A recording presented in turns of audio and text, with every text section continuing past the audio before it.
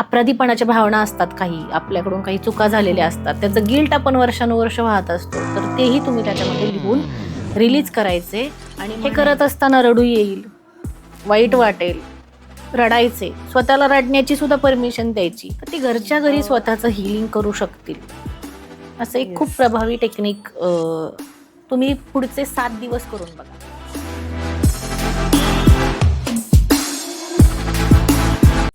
सगळ्यांनाच हे हिलिंग शिकणं काही कारणाने पॉसिबल नसतं. कधी परिस्थिती नसते, कधी आर्थिक परिस्थिती नसते, तर ती घरच्या घरी स्वतःचं हिलिंग करू शकतील. असं एक खूप प्रभावी टेक्निक तुम्ही पुढचे 7 दिवस करून बघा.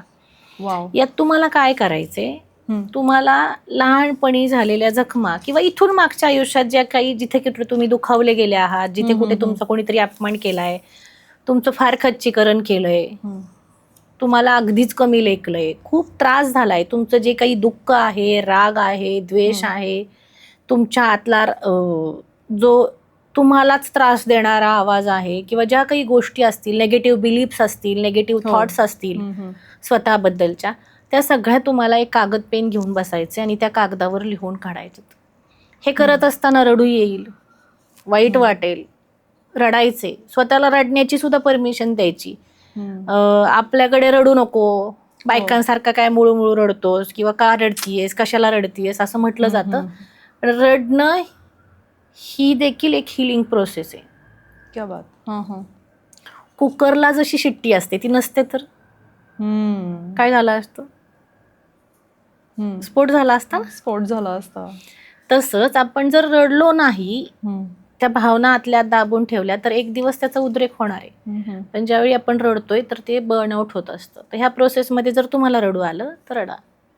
आणि हे लिहून झाल्यानंतर तो कागद तुम्हाला अशा पद्धतीने हातात पकडायचा आहे आणि त्याला खालून लायटरने किंवा काडीपेटीने तुम्हाला पेटवायचे. जोपर्यंत तुम्हाला तो हातात पकडता येतो तोपर्यंत पकडा, नंतर तो खाली ठेवून द्या. ती जी राख आहे, ते कागद जळल्याची, ती राख तुम्ही टॉयलेटमध्ये फ्लश आउट करू शकता, किंवा तुम्ही बाहेर युनिव्हर्समध्ये ब्लो करू शकता. हे करत असताना म्हणायचे की माझ्या आतली ही सगळी नकारात्मकता, हे सगळ्या निगेटिव्ह बिलीफ्स, माझा राग, द्वेष, दुःख, अपराधीपणाच्या भावना असतात, काही आपल्याकडून काही चुका झालेल्या असतात, त्याचं गिल्ट आपण वर्षानुवर्ष वाहत असतो, तर तेही तुम्ही त्याच्यामध्ये लिहून रिलीज करायचे आणि म्हणायचे की माझ्या आतली ही सगळी नकारात्मकता मी सोडून देत आहे, परमनंटली. आता तो जळालेला कागद, त्याचं काय झालंय, राख झाली. आता तो कागद परत आहे असं होऊ शकतो का? नाही. तर त्याचा गेलेल्या निगेटिव्ह बिलीफ्स आता परत येणार नाही. पुढचे 7 दिवस हे करून बघा. गुड. तुमच्या मनावरचं बरंचसं ओझं कमी होईल.